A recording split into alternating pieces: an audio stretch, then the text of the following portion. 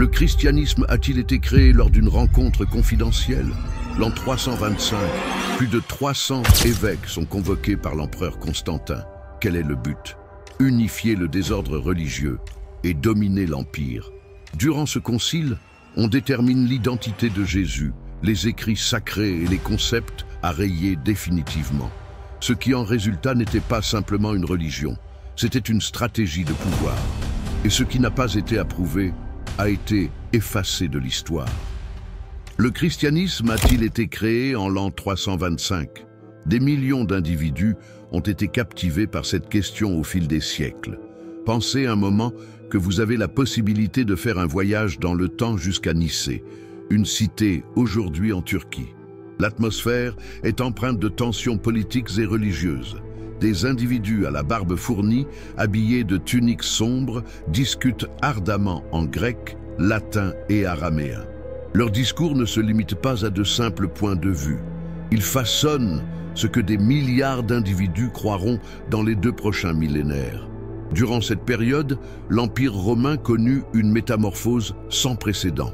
Après des siècles de persécution à l'encontre des chrétiens, un empereur nommé Constantin a non seulement légalisé cette religion, mais la promeut désormais de manière manifeste. Toutefois, ce christianisme en expansion est confronté à une crise interne qui risque de le fragmenter pour toujours. La question qui se pose dans chaque recoin de l'Empire semble à première vue simple, mais elle est en réalité d'une complexité profonde. Quelle est la véritable relation de Jésus avec Dieu? Habituellement paisibles, les rues de Nicée sont animées par une effervescence, tandis que des chars et des délégations provenant des régions les plus éloignées de l'Empire arrivent. Des évêques qui ont traversé de cruelles persécutions sont désormais accueillis avec des honneurs dignes d'un empire. Certains portent les stigmates de tortures passées, d'autres, à l'instar de Paphnus de Thèbes, ont perdu un œil ou subi des mutilations pour avoir défendu leurs croyances. Ces individus qui étaient auparavant persécutés sont désormais conviés au palais de l'empereur pour arbitrer un différend théologique. Le ciel méditerranéen illumine les toits de Nicée, pendant que Constantin met en place le décor pour ce qui deviendra l'un des événements majeurs de l'histoire occidentale.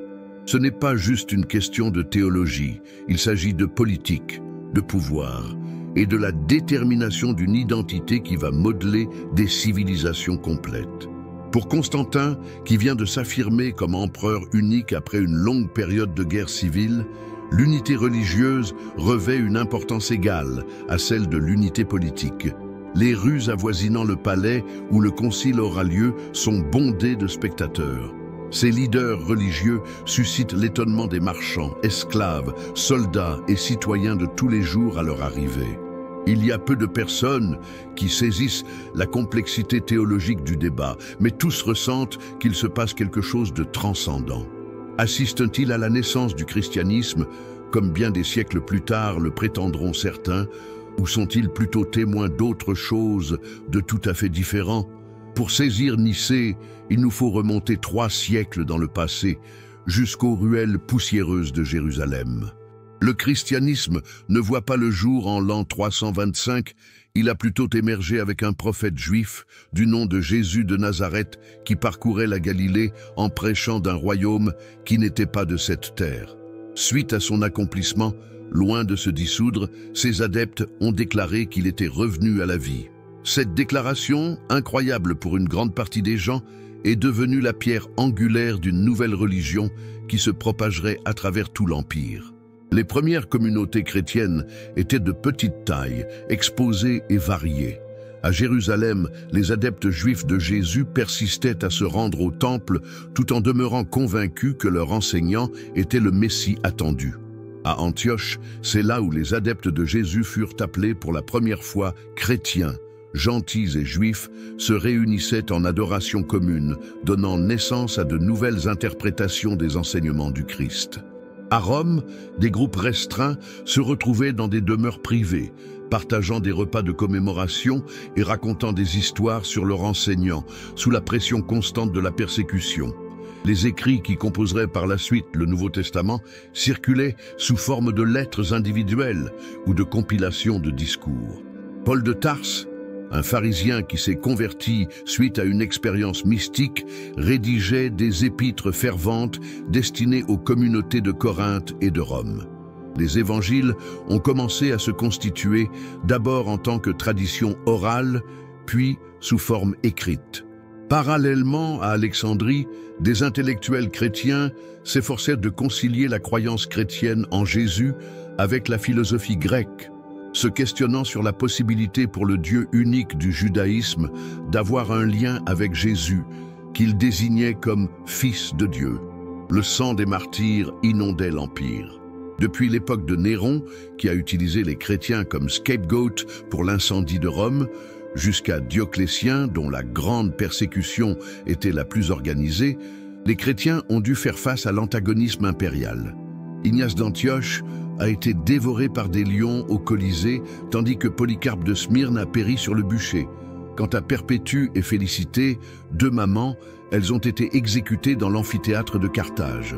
Toutefois, plutôt que d'anéantir la foi, ces persécutions l'ont fortifiée. Tertullien a même écrit « Le sang des martyrs est semence de l'Église ». Au cours de ces premiers siècles, le christianisme n'était pas uniforme et homogène. Divers groupes interprétèrent la figure de Jésus de différentes façons. Les Ébionites le percevaient comme un prophète de chair et d'os.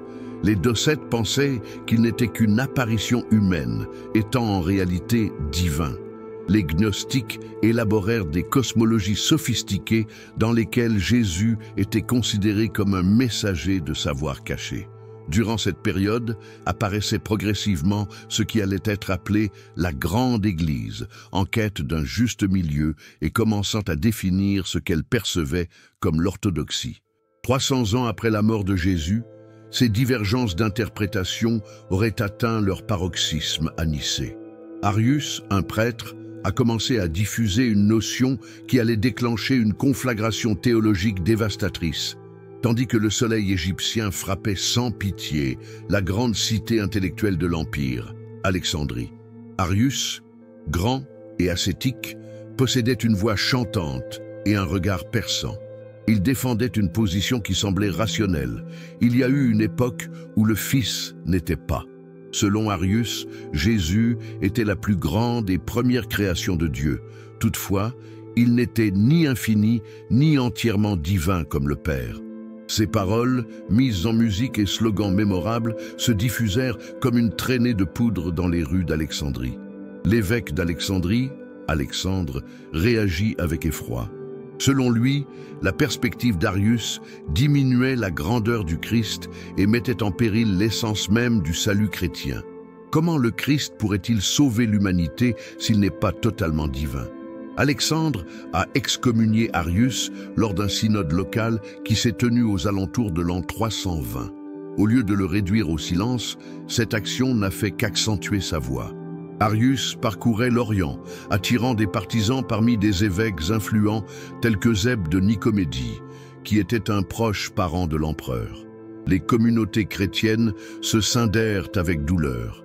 Des familles tout entières se déchirèrent à cause de questions théologiques qui paraîtraient abstraites à notre époque moderne, mais qui pour elles constituaient le cœur même de leur croyance. Dans les marchés, lorsqu'ils achetaient des légumes ou des étoffes, les gens discutaient ardemment de la nature du Christ.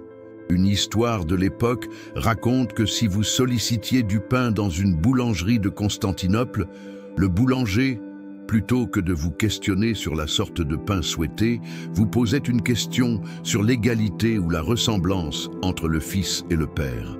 La controverse arienne n'était pas seulement une discussion universitaire entre théologiens. Elle avait des conséquences pratiques considérables.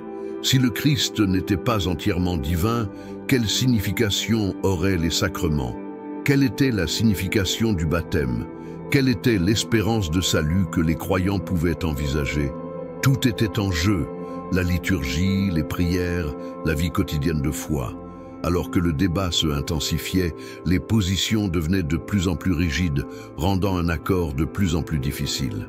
Des lettres effrénées faisaient le trajet d'un bout à l'autre de l'Empire.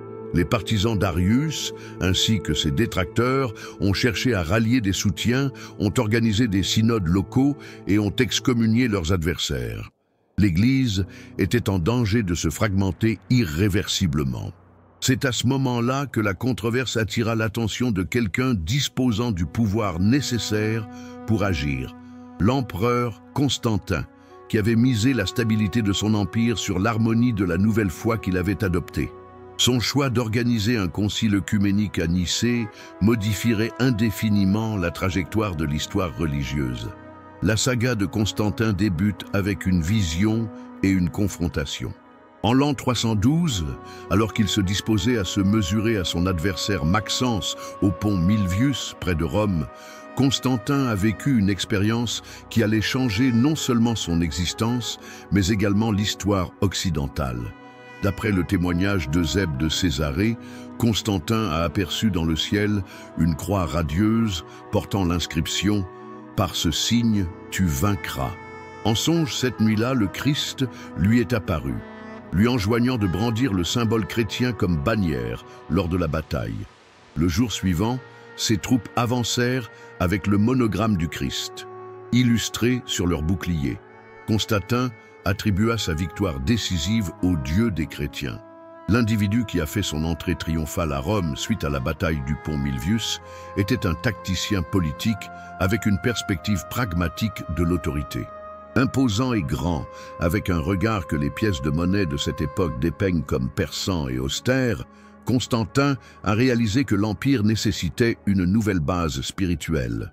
Un an après sa triomphe en 313, aux côtés de son allié Licinius, il édicta à l'édit de Milan qui légalisait le christianisme et ordonnait le retour des biens confisqués aux chrétiens.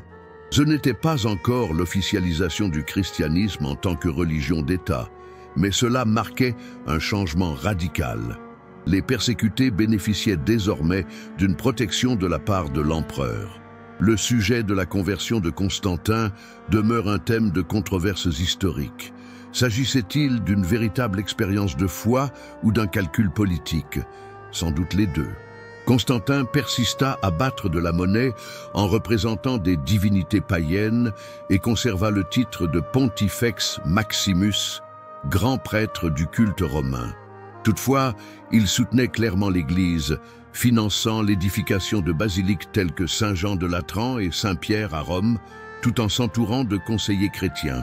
Le plus frappant, il repoussa son baptême jusqu'à son lit de mort, une coutume répandue à l'époque pour garantir l'absolution de tous ses péchés.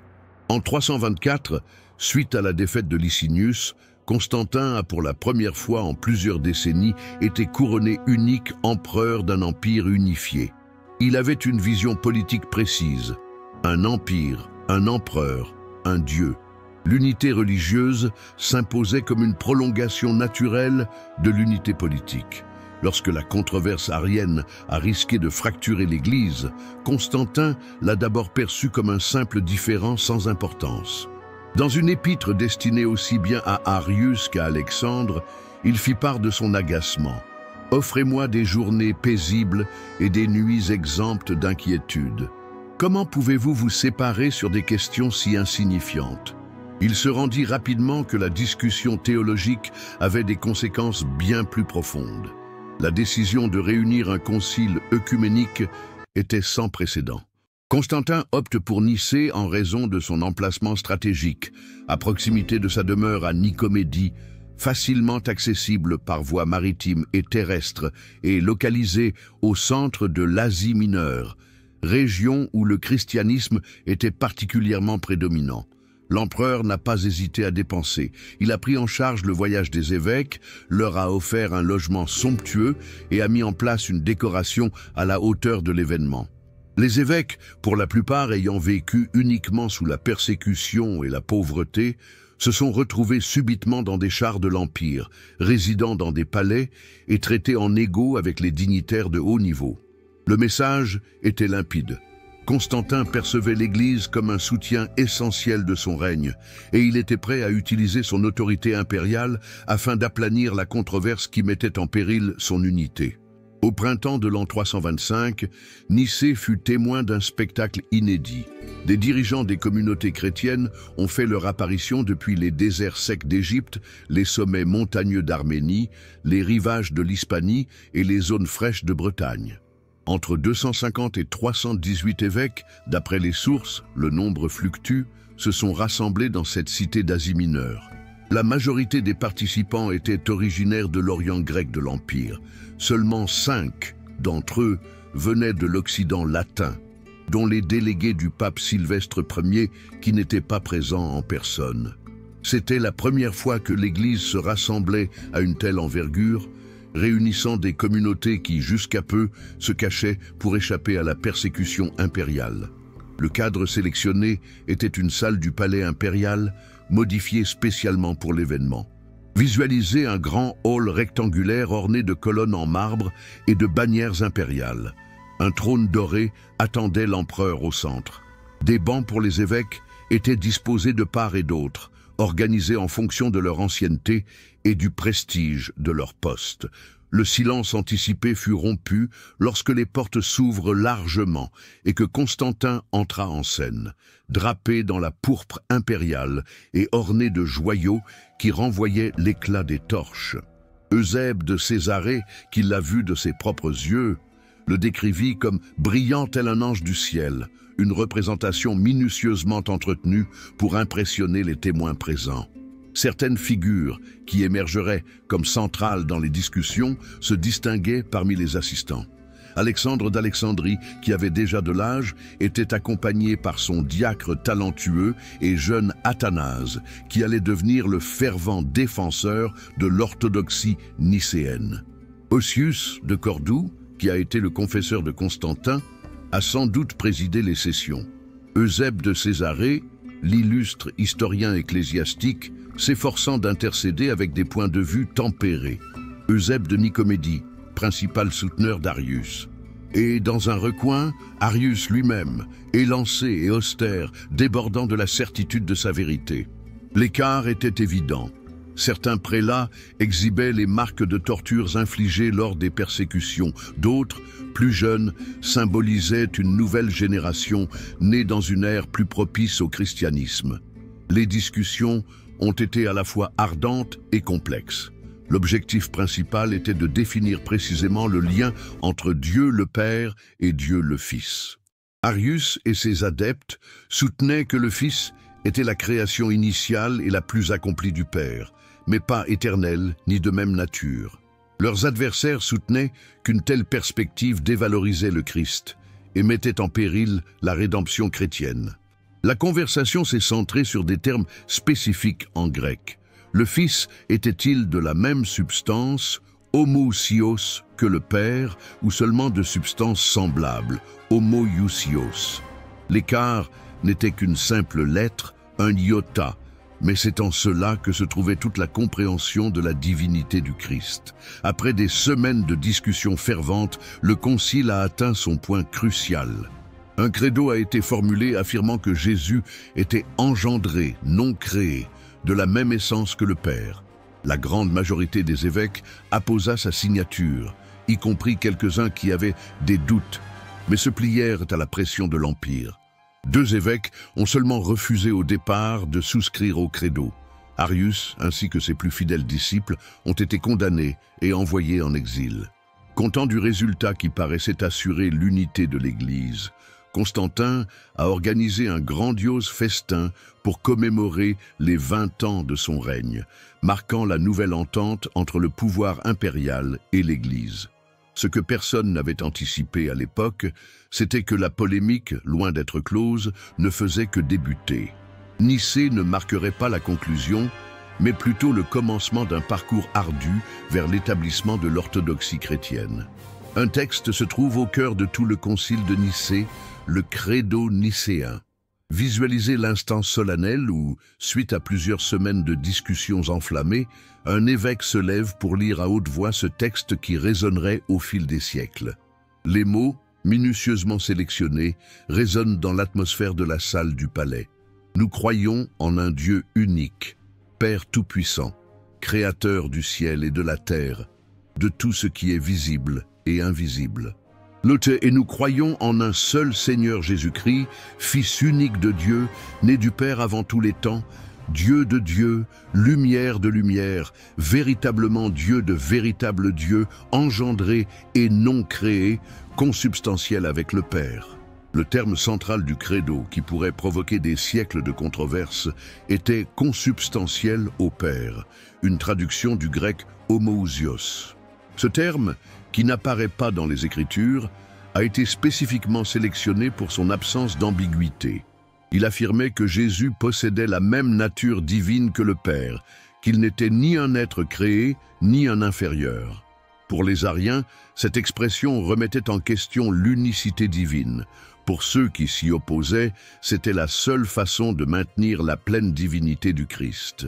Avec ce terme, le Concile délimitait distinctement ce qu'il percevait comme orthodoxie et hérésie. Le credo poursuivait avec des anathèmes explicites contre les doctrines ariens, et pour ceux qui affirment « il y a eu un temps où il n'y avait pas, et avant sa naissance, il n'existait pas, et il a été créé à partir du néant ou d'une autre substance ou essence », à ceux qui prétendent que le Fils de Dieu peut changer ou se modifier, l'Église catholique et apostolique les excommunie. Ces condamnations explicites visaient à ériger une barrière contre toute interprétation arienne. Il ne suffisait pas de déclarer la foi de manière affirmative. Il fallait également réfuter clairement les opinions jugées fausses. Ce qui est captivant dans le credo nietzschéen, c'est la manière dont il a progressivement dépassé ses origines controversées pour se transformer en un symbole d'unité. Aujourd'hui, presque 1700 ans après, lorsque des chrétiens orthodoxes, catholiques, anglicans, luthériens et diverses autres confessions récitent le credo nicéen, dans sa version étendue de Constantinople, ils se relient à cette étape historique à Nicée. Les termes initialement exprimés en grec, au cœur d'une vive discussion théologique, demeure la définition de la chrétienté pour des milliards d'individus à travers le monde. Le credo pose un jalon déterminant. L'Église détenait le pouvoir d'interpréter les Écritures et d'établir des doctrines qui, même si elles n'étaient pas explicitement mentionnées dans la Bible, reflétaient sa signification fondamentale. Ce principe aurait des conséquences colossales. C'est à partir de Nicée que les conciles œcuméniques deviendraient la méthode privilégiée pour établir l'orthodoxie. Le credo définit également un langage théologique spécifique, tirant des idées de la philosophie grecque pour articuler des vérités chrétiennes. Une démarche qui caractériserait la théologie occidentale pendant des centaines d'années.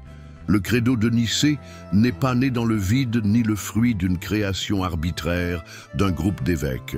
C'était le couronnement de 3 siècles de réflexion sur l'identité de Jésus.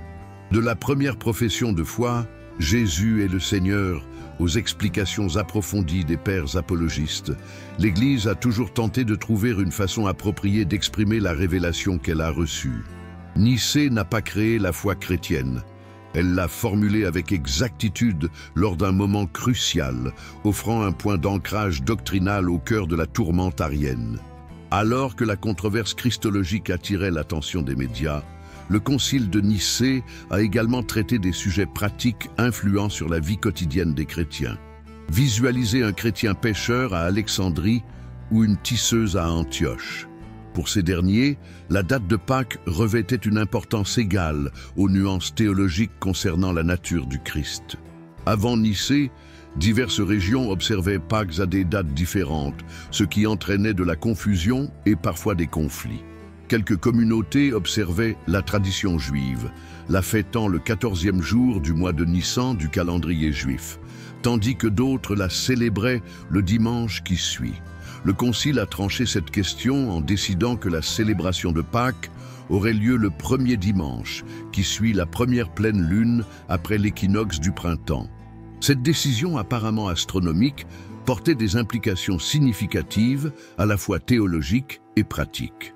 Sur le plan théologique, elle a établi une séparation définitive entre la Pâque chrétienne et juive, signalant l'autonomie du christianisme. De manière concrète, elle offrait une unité liturgique à l'Empire. Tous les chrétiens commémoreraient la résurrection du Christ le même jour. Un point important, dans une lettre ultérieure au Concile, Constantin a insisté pour que les chrétiens ne partagent rien avec la vile population juive, mettant en évidence l'augmentation de l'antisémitisme qui affecterait de manière tragique les relations entre juifs et chrétiens.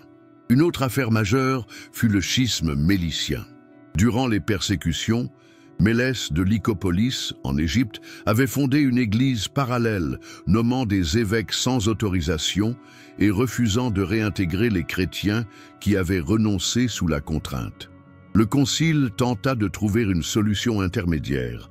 Mélès garderait son titre, bien qu'il ne dispose plus d'un véritable pouvoir, et ses disciples seraient réintégrés au sein de l'église principale.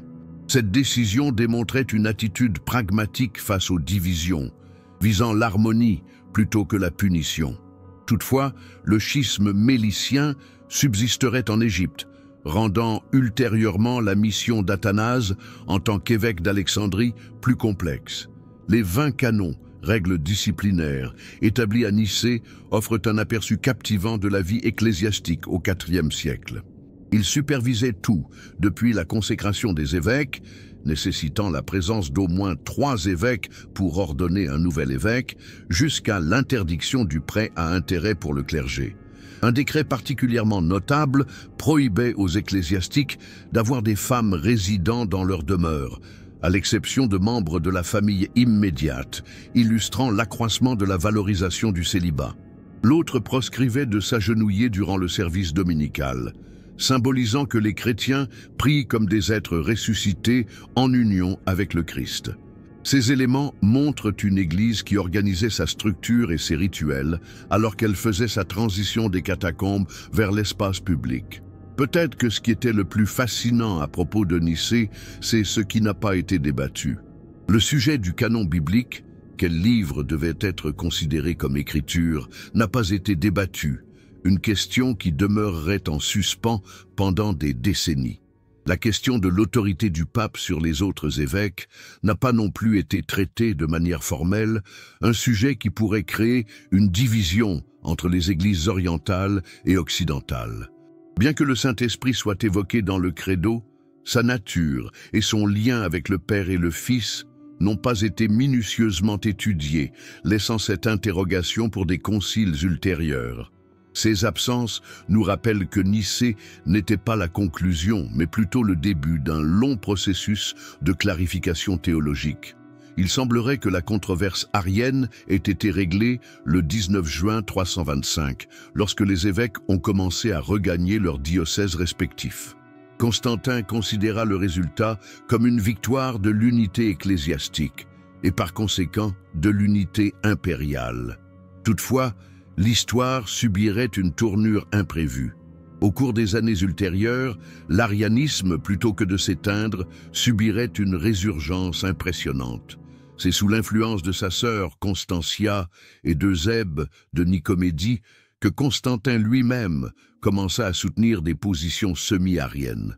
Arius a été réhabilité, même s'il est décédé avant d'être officiellement réintégré dans l'Église, et beaucoup de partisans de Nicée, tels qu'Athanase, ont été exilés. Les 50 ans qui ont suivi Nicée ont été marqués par une volatilité théologique et politique sans précédent. Les fils de Constantin adoptèrent des points de vue divergents. Constance II appuya l'arianisme, tandis que Constant défendit la croyance nicéenne. Les évêques étaient envoyés en exil, puis rétablis en fonction des fluctuations politiques. Athanase d'Alexandrie, fervent défenseur du credo, a passé 17 des 45 ans de sa vie en tant qu'évêque en exil, ce qui lui a valu le titre d'Athanasius contra mundum, Athanase contre le monde. Au cours de cette période, de nombreux synodes régionaux ont été organisés, générant diverses déclarations de foi.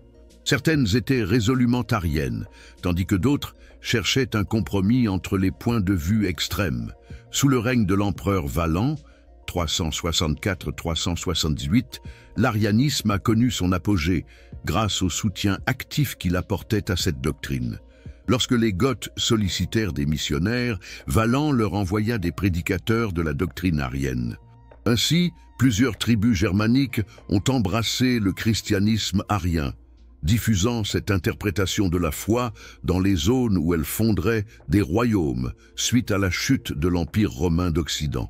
Pendant plusieurs siècles, les royaumes wisigoths, ostrogoths et lombards ont pratiqué l'arianisme, ce qui a engendré des frictions avec les communautés catholiques autochtones.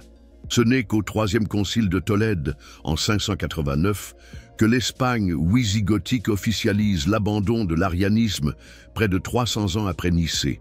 L'orthodoxie nicéenne triompherait finalement lors du premier concile de Constantinople en 381, convoqué par l'empereur Théodose Ier. Ce concile a réaffirmé le credo de Nicée en l'élargissant pour traiter de la divinité du Saint-Esprit en opposition aux Macédoniens qui le contestaient. Ce qui est récité aujourd'hui dans les églises, c'est le credo nicéno-constantinopolitain, connu sous ce nom élargi. Sous le règne de Théodose, le christianisme nicéen s'est imposé comme la religion officielle de l'Empire et des persécutions actives ont été menées contre les hérésies, y compris l'arianisme. Le cycle s'était entièrement bouclé. Ceux qui étaient jadis persécutés persécutent maintenant les autres sous le prétexte de l'orthodoxie. Au-delà des querelles immédiates, Nicée instaure un schéma de relations entre l'Église et l'État qui subsistera pendant plusieurs siècles. C'est Constantin qui a établi la tradition de convoquer des conciles ecclésiastiques, établissant ainsi un précédent d'intervention impériale dans les affaires religieuses qui marquerait l'Empire byzantin. Dans le monde occidental, ce modèle pourrait se transformer en la complexe danse de pouvoir entre les papes et les empereurs qui caractériserait l'époque médiévale. La chrétienté n'effacera jamais la leçon de Nicée. Les définitions théologiques et l'autorité politique étaient indissociablement liées, que ce soit pour le meilleur ou pour le pire. Récemment, des ouvrages tels que Le Code da Vinci ainsi que des documentaires à sensation ont contribué à populariser la notion que le christianisme a été créé à Nicée. D'après ces récits, Constantin et les évêques auraient inventé la divinité du Christ, imposant par vote une nouvelle foi qui était peu liée au Jésus historique ou aux premières communautés chrétiennes. On dit qu'un empereur idolâtre aurait exploité la religion à des fins politiques personnelles. Cette interprétation simplifiée a enchanté l'esprit du grand public. Mais quels sont les éléments véridiques qui la composent? Les faits historiques nous relatent un récit tout autre. Longtemps avant Nicée, les communautés chrétiennes vénéraient Jésus en tant que divinité. Paul, qui a rédigé ses écrits à seulement 2 décennies de la crucifixion, décrivait déjà le Christ comme existant en forme de Dieu. Philippiens 2:6. Rédigé vers la fin du 1er siècle, l'évangile de Jean débute en affirmant que le Verbe était Dieu et qu'il se fit chair. Ignace d'Antioche, qui a été martyrisé aux alentours de l'an 110, faisait régulièrement référence à Jésus-Christ notre Dieu. Justin Martyr, Irénée, Clément d'Alexandrie et d'autres auteurs pré-nicéens affirmaient sans équivoque la divinité du Christ, même s'ils n'avaient pas encore élaboré le vocabulaire théologique qui émergerait à Nicée. Ce qui a eu lieu à Nicée n'était pas l'établissement d'une nouvelle doctrine, mais la formulation détaillée de croyances qui existaient déjà dans une forme moins avancée. Le concept d'homoousios ne surgit pas de nulle part. Il tire ses racines de la théologie d'Origène et d'autres intellectuels alexandrins. Nicée a opté pour une formulation précise parmi plusieurs interprétations rivales, toutes revendiquant leur fondement dans la même tradition apostolique. D'une certaine façon, Nicée n'a pas instauré le christianisme. Elle a plutôt déterminé quelle version du christianisme serait reconnue comme orthodoxe à une époque où diverses interprétations luttaient pour la reconnaissance. L'interprétation du rôle de Constantin a également été erronée. Même s'il a sans aucun doute influencé le processus, il n'a pas dicté l'issue théologique.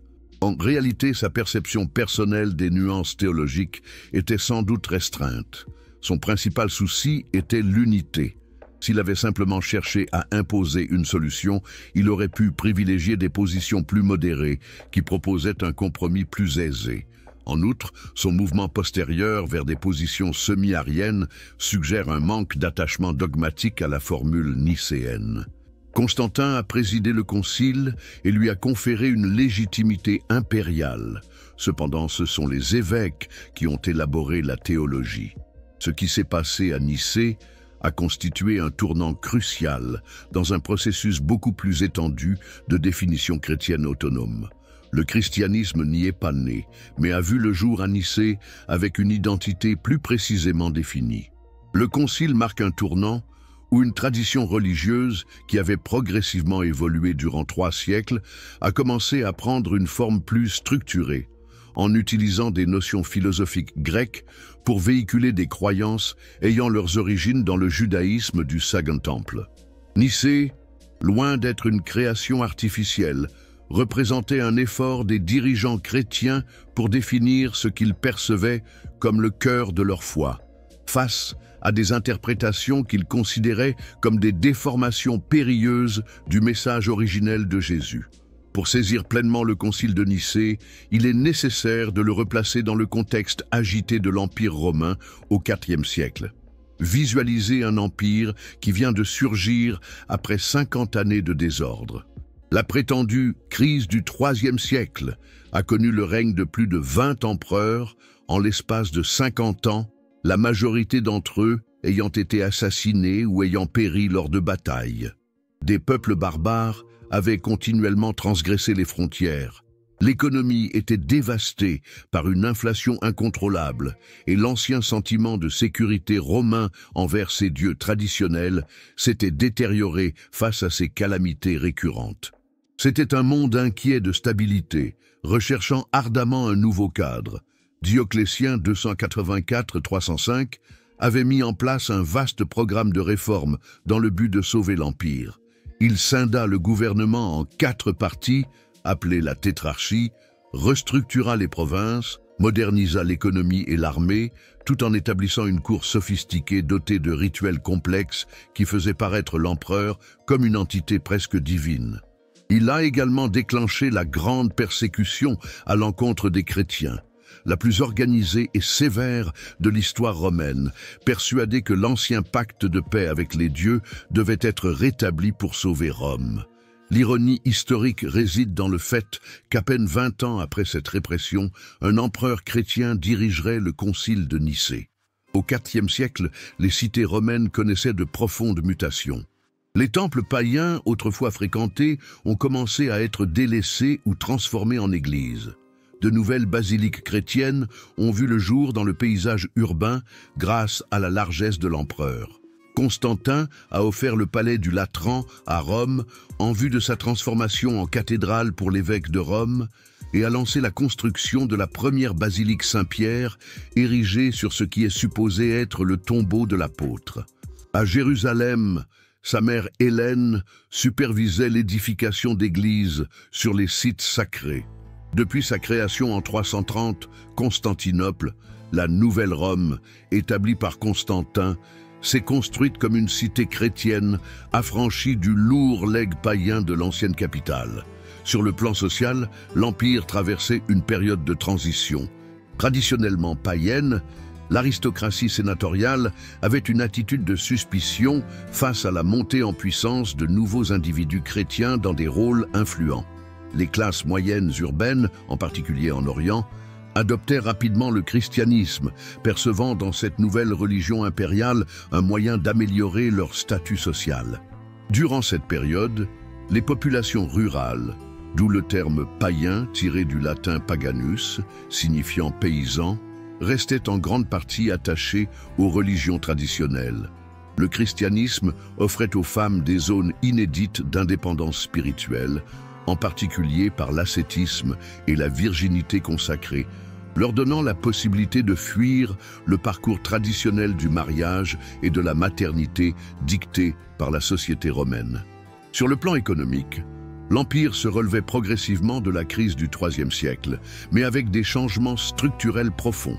Le solidus, la nouvelle monnaie d'or instaurée par Constantin, assurerait une stabilité financière pendant des siècles. Le fardeau fiscal était colossal, indispensable pour soutenir l'armée et la bureaucratie de l'Empire, pourtant écrasant pour les citoyens qui perdent des impôts. Un système quasi féodal émergeait, avec des agriculteurs de plus en plus liés à la terre et des artisans fermement ancrés dans leur profession, anticipant les structures sociales du Moyen Âge. Dans ce cadre, l'Église se distinguait comme une institution économique majeure, bénéficiant de dons impériaux et privés, gérant des biens immobiliers et établissant des réseaux de bienfaisance pour les indigents, qui faisaient en partie office de substitut aux anciens systèmes de patronage romain. Lorsque le christianisme est arrivé à Nicée en 325, il ne s'agissait pas d'une religion uniforme, mais d'un assemblage de diverses interprétations de Jésus et de ses enseignements. Imaginez-vous déambuler dans les rues d'Alexandrie ou d'Antioche au cours du IIe siècle, pénétrant tour à tour dans diverses demeures où se rassemblent des communautés chrétiennes. Dans une certaine tradition, on trouve des chrétiens gnostiques qui lisent l'Évangile de Thomas ou l'Évangile de la vérité, des écrits qui dépeignent Jésus comme un dispensateur de savoir caché, gnos, destiné à la délivrance de l'esprit.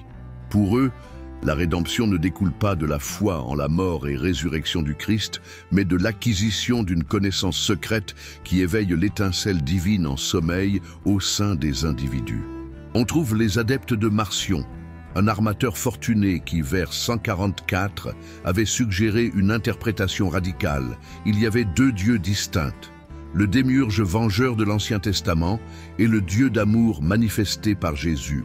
Marcion rejetait intégralement l'Ancien Testament et ne reconnaissait que certaines portions du Nouveau, établissant ainsi le premier canon chrétien, bien qu'il soit fortement réduit. Ces adeptes s'adonnaient à un ascétisme sévère, refusant le mariage et la reproduction comme moyen de prolongation du monde tangible façonné par le démiurge. Bien que considéré comme hérétique, le marcionisme a prospéré pendant des siècles, principalement en Orient.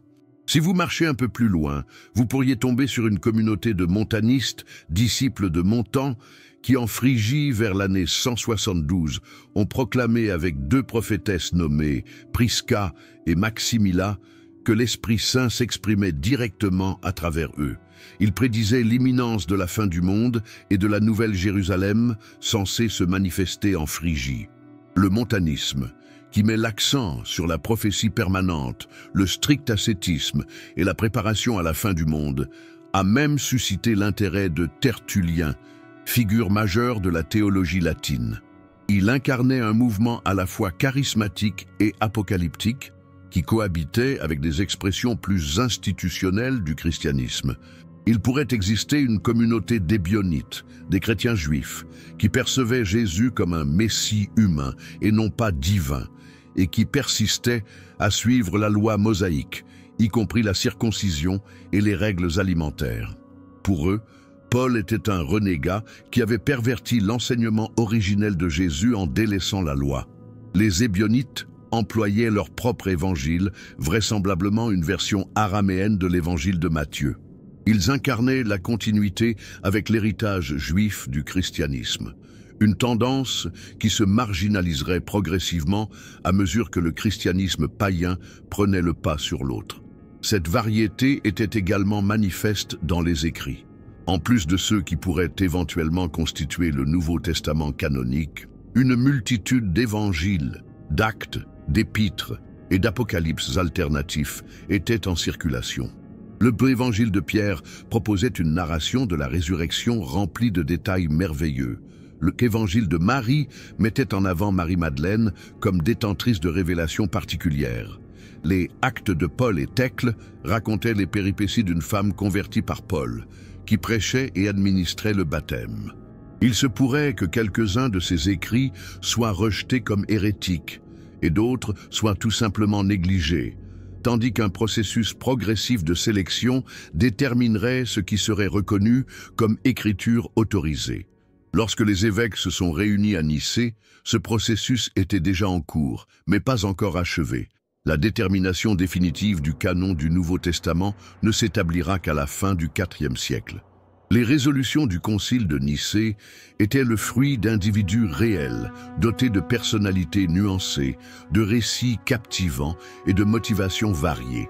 Au sein des près de 300 évêques rassemblés, Quelques-uns se sont démarqués par leur impact lors des discussions et des résolutions adoptées.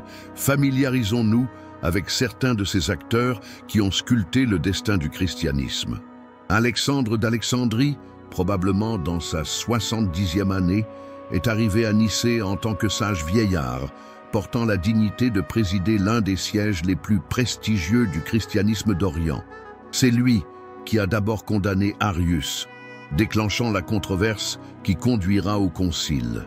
Les narrations le dépeignent comme un homme patient et diplomate, tout en restant ferme dans ses convictions théologiques. Néanmoins, l'esprit véritable qui conseillait Alexandre était son jeune diacre, Athanase, à peine âgé de 20 ans, mais déjà distingué pour sa brillante théologie et sa défense ardente de la pleine divinité du Christ. Malgré son jeune âge qui l'empêchait de participer formellement comme membre du concile, Athanase a joué un rôle prépondérant dans les coulisses. Sa carrière ultérieure en tant qu'évêque d'Alexandrie ferait de lui un important défenseur de la foi nicéenne. Du côté arien, Eusèbe de Nicomédie se positionnait comme le principal défenseur. Cet évêque, influent et doté de solides connexions politiques, était un parent éloigné de Constantin. Eusèbe, un homme raffiné et ambitieux, avait reçu une éducation commune avec Licinius, l'adversaire battu de Constantin, mais avait su modifier ses allégeances au bon moment.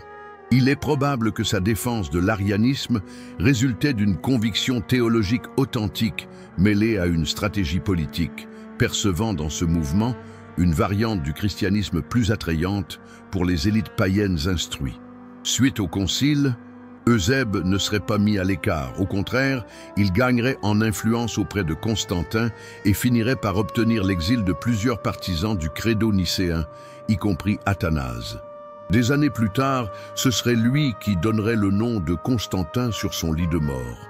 Eusèbe de Césarée, le célèbre historien ecclésiastique, représente une figure plus équivoque. Son ouvrage « Histoire ecclésiastique » demeure notre référence principale pour l'étude des premiers siècles du christianisme. Sur le plan théologique, il avait une affinité pour des points de vue subordinationnistes modérés, considérant le Fils comme inférieur au Père sans pour autant affirmer qu'il a été créé, mais ne souscrivait pas à l'arianisme radical.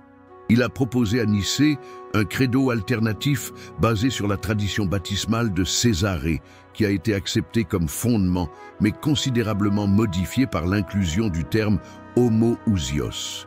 À contre-cœur, Eusèbe signa le credo final, justifiant ultérieurement auprès de sa congrégation qu'il l'avait compris d'une manière qui était en accord avec ses propres convictions. Son inclination vers le compromis a probablement été influencée par sa proximité avec Constantin, qu'il admirait profondément et sur lequel il a rédigé une biographie élogieuse. Il est fort probable qu'Ossius de Cordoue, l'évêque espagnol vénéré et conseiller de Constantin, a dirigé les sessions du concile. Né aux alentours de 257, il a survécu à la répression de Dioclétien et a gagné l'estime de Constantin. Ce dernier l'a d'abord envoyé à Alexandrie dans le but de résoudre la controverse arienne avant qu'elle ne s'intensifie. Ossius, un ardent défenseur de la foi nicéenne, aurait été rappelé pour son impressionnante longévité. Il a vécu jusqu'à 101 ans. Et pour sa bravoure face à l'empereur Constance II, qui a essayé de le contraindre à rejeter Athanase. Ossius, qui avait d'abord résisté, a finalement capitulé sous la torture, signant une formule arienne. Cet événement a jeté une ombre sur la fin de sa carrière longue et respectable. Arius, dont les doctrines avaient provoqué la controverse, a été convié au concile. Cependant, ne possédant pas le statut d'évêque, il n'a pas pu participer en tant que membre votant. Les descriptions le dépeignent comme un homme élancé et svelte, d'allure austère et de comportement réservé, mais doté d'un charisme indéniable et d'une grande capacité de persuasion. Il possédait l'aptitude à transmettre des concepts théologiques complexes de manière compréhensible, créant des chansons populaires qui propageaient ses doctrines au sein du peuple. L'œuvre majeure de Thalia, Banquet, n'est disponible que sous forme de citations rapportées par ses adversaires. Après avoir été condamné et exilé suite à Nicée, Arius aurait reçu une réhabilitation ultérieure de la part de Constantin. Toutefois, il décéda prématurément à Constantinople en 336, peu avant sa réintégration officielle dans l'Église. Cet événement a été interprété par ses détracteurs comme une punition divine, tandis que ses partisans y voyèrent la possibilité d'un empoisonnement. Ces individus, avec leurs qualités et faiblesses, leurs croyances et aspirations, leurs compétitions et collaborations, ont été les concepteurs humains de décisions qui résonneraient à travers les âges. Au cours de leurs discussions théologiques dans le palais de Nicée, ils étaient loin d'imaginer qu'ils posaient les fondements de modèles de réflexion et de pratiques qui marqueraient la civilisation occidentale pour les millénaires à venir. Le christianisme, qui a vu le jour à Nicée, n'a pas été conçu sur place, mais a été fortement modelé par les figures et les événements de cet instant clé de l'histoire.